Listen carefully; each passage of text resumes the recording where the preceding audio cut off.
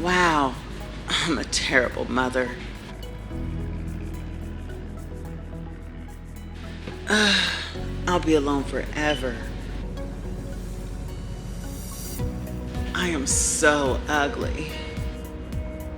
You're not good at anything. Why can't you be more like your sister? Why don't you have your life together by now? When are you gonna get married? Don't sit like that. That's not how the world works. You really can't do that. Good luck today. You're gonna do amazing. I'm praying for you, baby. You got this, gorgeous. Mwah! I believe in you, Mom. I love you. You got this. You're a smart and confident woman. You can do anything. You are not alone.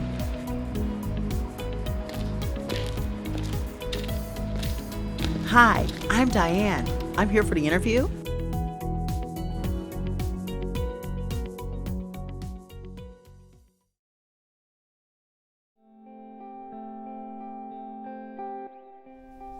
We all want to stand on our own 2 feet and to be self-sufficient. But what if you just aren't feeling it?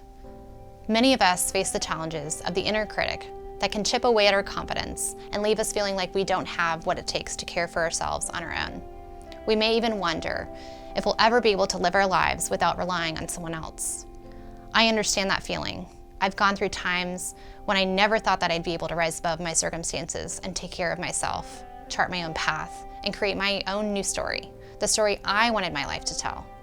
It wasn't easy, but when I understood my own potential, I realized that there was no limit to what I could accomplish.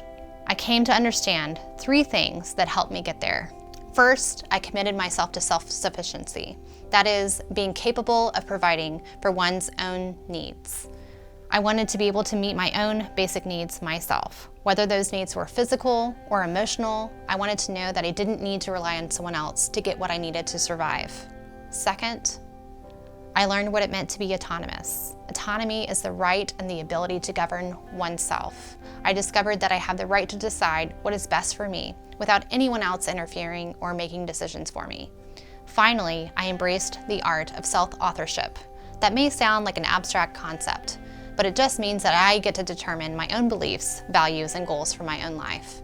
I learned to trust my gut and give myself permission to define what I believed and how I would act out those beliefs. I decided what my story was going to look like.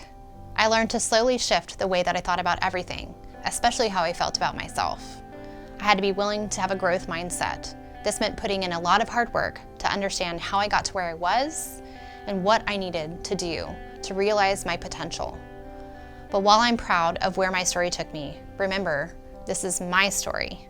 Each of us have our own stories to tell, and success and the road to self-sufficiency is going to look different for each of us. I had specific goals I wanted to achieve.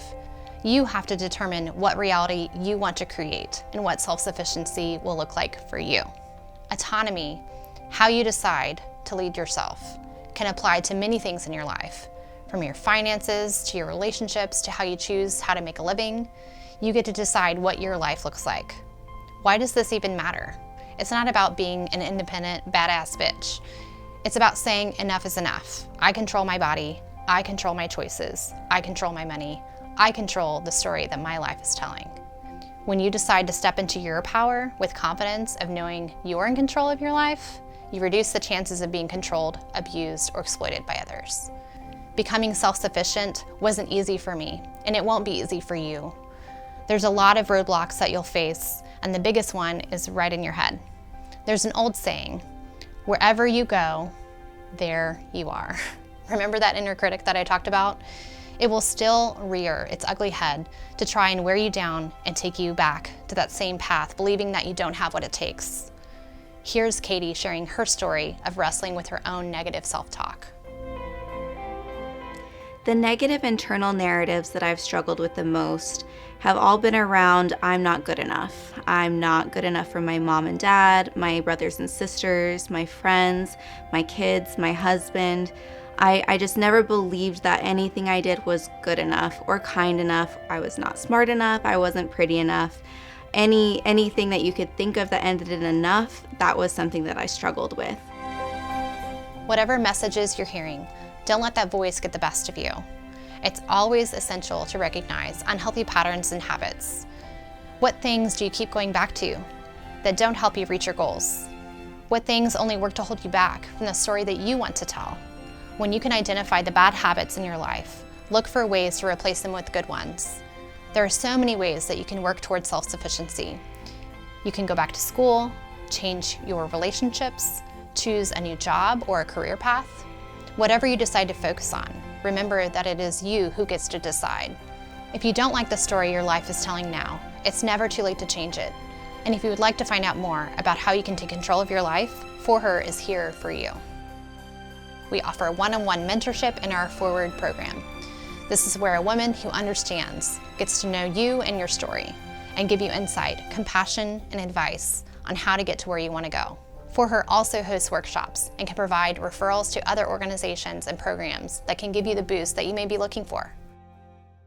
Remember that you have incredible value, unlimited potential to overcome all the negative self-talk and unhealthy patterns and poor self-image that can weigh you down.